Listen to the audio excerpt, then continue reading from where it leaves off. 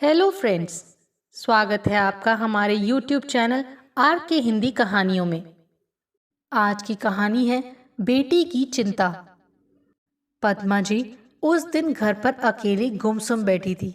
पति संपत कैंप पर थे तो बेटा उच्च शिक्षा के लिए पड़ोसी प्रदेश में चला गया था और बेटी समीरा शादी करके अपने ससुराल चली गई।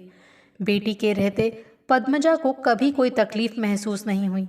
वो बड़ी हो जाने के बाद भी छोटी बच्ची की तरह माँ का पल्लू पकड़े पीछे पीछे घूमती रहती थी। एक अच्छी सहेली की तरह वो घरेलू कामों में पद्मजा का साथ देती थी। यहाँ तक कि वो एक सयानी लड़की की तरह माँ को ये समझाती रहती थी कि किस मौके पर कौन सी साड़ी पहननी है और किस साड़ी पर कौन से गहने अच्छे लगते हैं। ससुराल जाने के बाद समीरा अपनी सूक्तियाँ पत्रों द्वारा भेजती रहती, जिन्हें पढ़ते समय पद्मजा को ऐसा लगता मानो बेटी सामने ही खड़ी हो। उस दिन पद्मजा बड़ी बेचैनी से डाकिये की राह देख रही थी और मन में सोच रही थी कि जाने क्यों इस बार समीरा को चिट्ठी लिखने में इतनी देर हो गई है। इस बार क्या लिखेगी वो चिट्ठी में? क्या वो माँ बन जाने की खुशखबरी तो नहीं देगी? वैसे खबर की गंध मिल जाए तो मैं अगले ही क्षण वहाँ साड़ी फल फूलों के साथ पहुँच जाऊंगी। तभी डाकिया आया और उनके हाथ में एक चिट्ठी दे गया। पद्मजा की उत्सुकता बढ़ गई। चिट्ठी खोल कर देखा तो उनके आश्चर्य का ठिकाना नहीं रहा, कारण चिट्ठी में केवल 4 ही पंक्तियां लिखी थी। उन्होंने उन पंक्तियों पर तुरंत नजर दौड़ाई। माँ, तुमने कई बार मेरी घरगृहस्थी के बारे में सवाल किया, लेकिन मैं इसीलिए कुछ भी नहीं बोली कि अगर तुम्हें पता चल जाए तो तुम बर्दाश्त नहीं कर पाओगी। माँ, हम धोखा खा चुके हैं। वो शराबी हैं, जब भी पीकर घर आते हैं मुझसे झगड़ा करते हैं। कल रात उन्होंने मुझ पर हाथ भी उठाया। अब मैं इस नरक में एक पल भी नहीं रह पाऊंगी। इसीलिए सोचा कि इस दुनिया से विदा लेने से पहले तुम्हारे सामने अपना दिल खोलूं, तुमसे भी आज्ञा ले लूं। मुझे माफ करो माँ, ये मेरी आखिरी चिट्ठी है। मैं हमेशा हमेशा के लिए चली जा रही हूँ, दूर, इस दुनिया से बहुत दूर। समीरा। पद्मजा को लगा मानो उनके पैरों के नीचे से जमीन खिसक गई।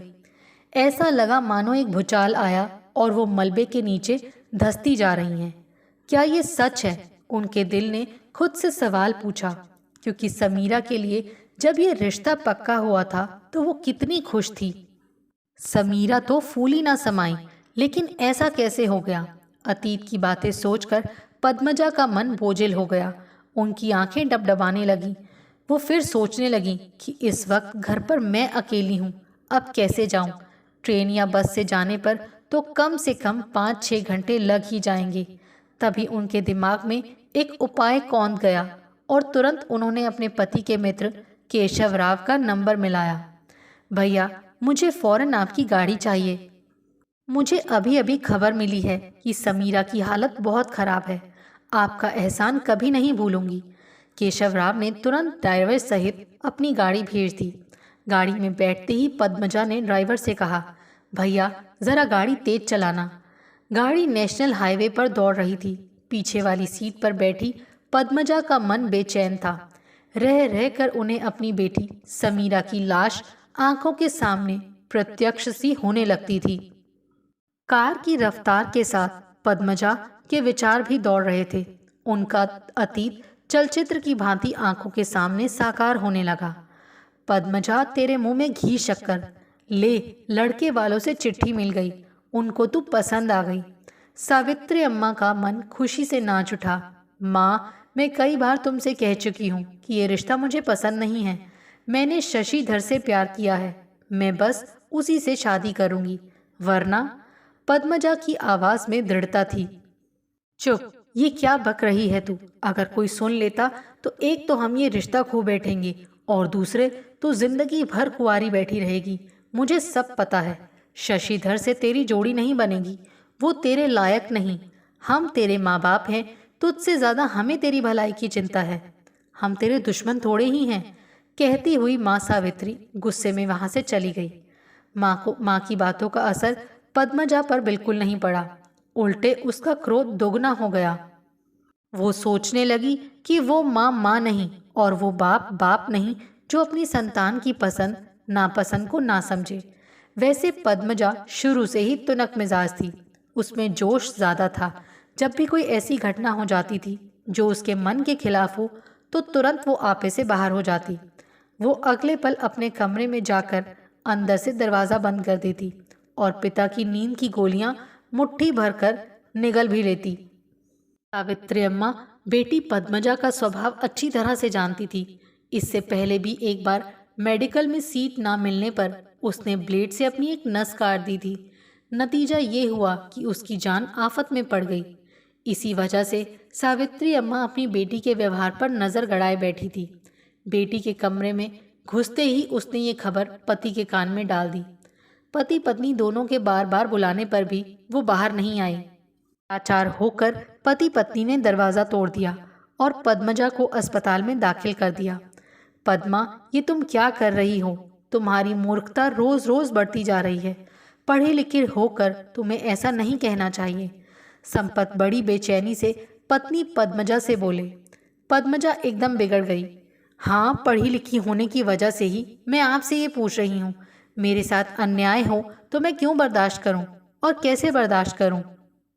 मैं पुराण युग की भोली अबला थोड़ी ही हूँ कि आप अपनी मनमानी करते रहें, बाहर गुलछर्रे उड़ाएं, ऐश करें और मैं चुपचाप देखती रहूं। आप कभी ये नहीं समझना कि मैं सीता सावित्री के ज़माने की हूँ और आपकी हर भूल को माफ़ कर दूंगी। आखिर मैंने क्या भूल की है? क्या अपने पति पर सिर्फ अपना ही हक मानना अपराध है? दूसरी महिलाओं से नाता जोड़ना, उनके चारों ओर चक्कर काटना, तो क्या मैं चुपचाप देखती रहूं? वैसे पूछना गलत नहीं हो सकता है, लेकिन मैंने वैसे किया कब था? ये सब तेरा वहम है। तेरे दिमाग पर शक का भूत सवार है। वो उठते बैठते, किसी के साथ मिलते, बात करते मेरा पीछा कर रहा है। तेरी राय में मेरी कोई लेडी स्टेनो नहीं रहनी चाहिए। मेरे दोस्तों की बीवियों से भी मुझे बात नहीं करनी चाहिए, है ना? ऐसा मैंने थोड़े ही कहा। जो कुछ मैंने अपनी आंखों से देखा और कानों से सुना वही तो बता रही हूँ। सच्चाई क्या है मैं जानती हूँ। आपकी इस तरह चिल्लाने से सच्चाई दब नहीं सकती। छी, बहुत हो गया। ये घर रोज रोज नरक बनता जा रहा है। ना सुख है और ना शांति।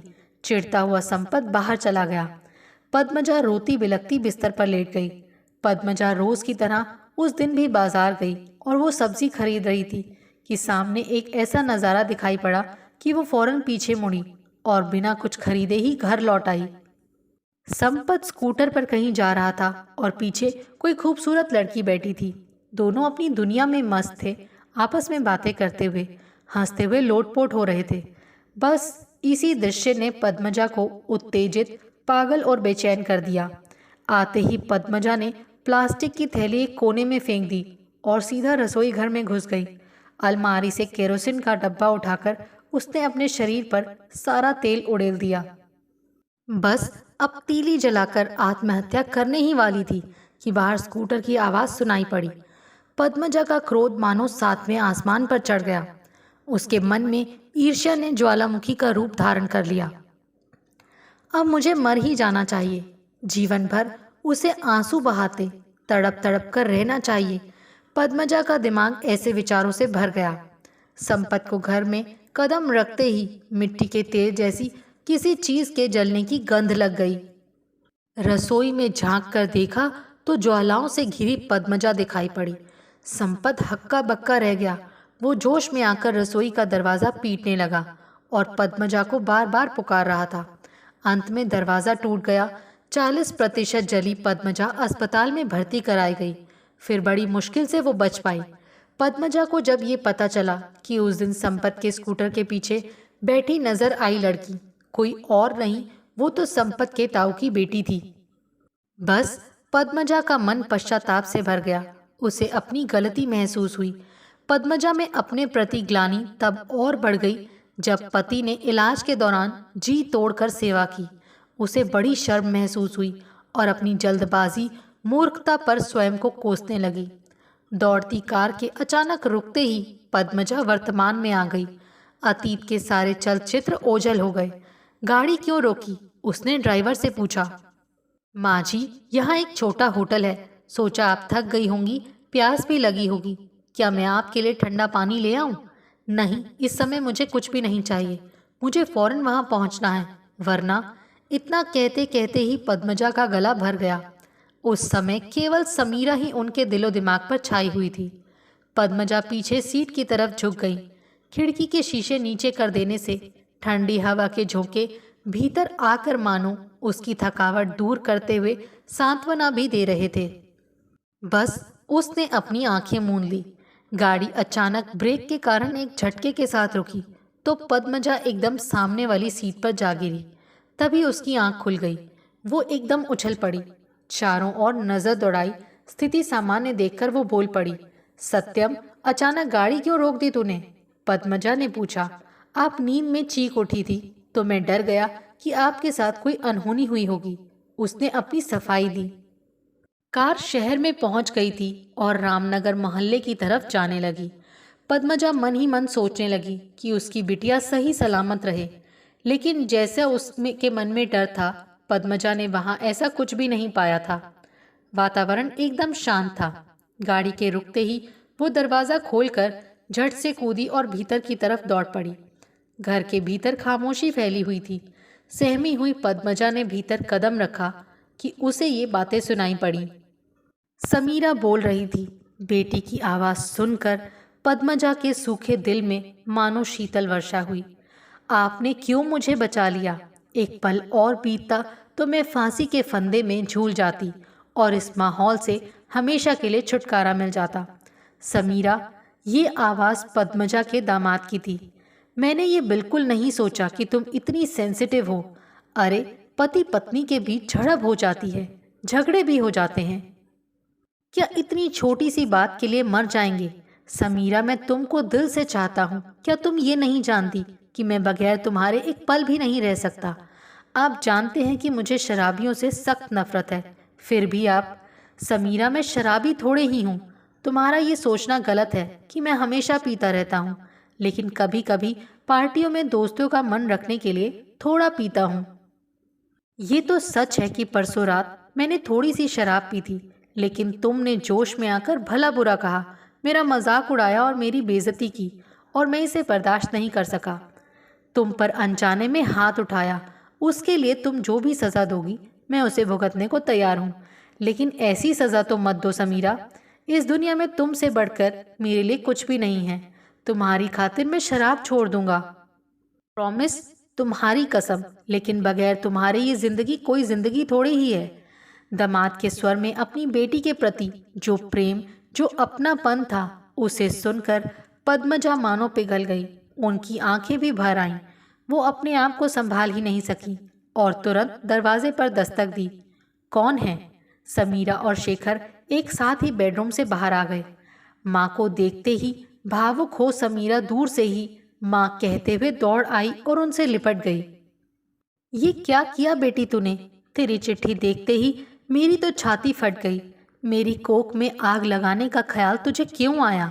ये तूने सोचा कैसे कि तेरे बगैर हम जिएंगे? माफ़ करो मम्मी, मैंने जोश में आकर चिट्ठी लिख दी थी। ये नहीं सोचा कि वो तुम्हें इतना सदमा पहुंचाएगी। शेखर एकदम शर्मिंदा हो गया। उसे अब तक ये नहीं पता था कि समीरा ने अपनी माँ को चिट्ठी लिखी है।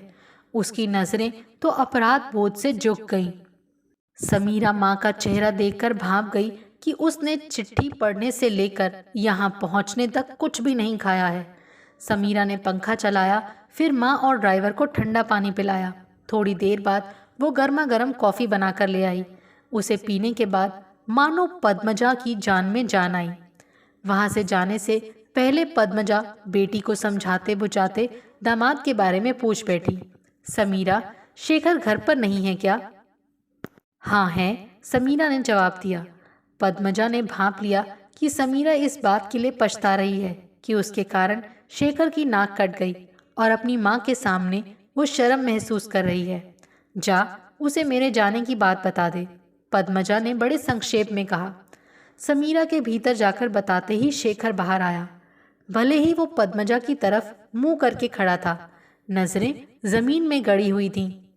शेखर, समीरा की तरफ से मैं माफ़ी मांगती हूँ, उसे माफ़ कर दो। शेखर विस्मित रह गया। पद्मजा अपनी बात आगे बढ़ाते हुए बोली, वो शुरू से ही ऐसी है, एकदम मेरे जैसी। वो बहुत भोली है, बिल्कुल बच्चों जैसी। उसे ये भी नहीं पता कि जोश में आकर जो भी फैसला वो करेगी उससे सिर्फ उसको ही नहीं बल्कि दूसरों को भी दुख होता है। समीरा और शेखर दोनों पद्मजा की बातें सुनकर चौंक पड़े। बेटी, तू पूछती थी ना मेरे शरीर पे ये धब्बे क्या हैं? ये घाव के निशान हैं जो जल जाने के कारण हुए। मैंने तुझे ये कभी नहीं बताया था, ये हुआ कैसे? मैं सोचती थी अगर बता दूं तो तू मेरे व्यक्तित्व पर कलंक लग जाएगा और मैं तेरी नज़र से गिर भी सकती हूँ। इसीलिए मैं तुझसे झूठ बोलती आई। बेटी, अब मैं पछता रही हूँ कि मैंने ये पहले ही तुझसे क्यों नहीं कहा। लेकिन मुझे ये देर से पता चला कि बड़ों के अनुभव छोटों को पाठ पढ़ाते हैं। शुरू में मेरे भीतर भी आत्महत्या की भावना रहती थी। हर छोटी बड़ी बात के लिए मैं आत्महत्या कर लेने का निर्णय लेती थी। ऐसा सोचने के पीछे मुझे वेदना या विपत्तियों से मुक्ति पा लेने के विचार की तुलना में किसी से बदला लेने या किसी को दुख पहुंचाने की बात ही ज़्यादा रहती थी। कालक्रम में मेरा ये भ्रम दूर होता गया और ये पता चला कि जिंदगी कितनी अनमोल है। शेखर, जो पहली बार अपनी सासू माँ की जीवन संबंधी नई बात सुन रहा था, विस्मित हो गया।